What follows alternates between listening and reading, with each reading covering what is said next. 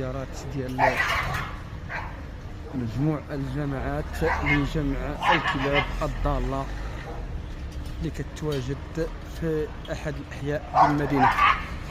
إذا إخواني أخواتي متتبعينا الكرام، وانتم كما كتلاحظوا مازال معكم في هذا البث المباشر لنقل صوت الصورة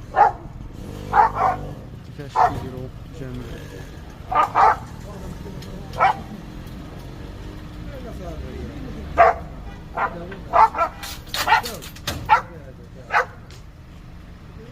اللي تم القبض على أحد الكلاب من أمام مسجد الهدى بأحد الشوارع كما كتلاحظوا معنا. مازال معكم في هذا البث المباشر.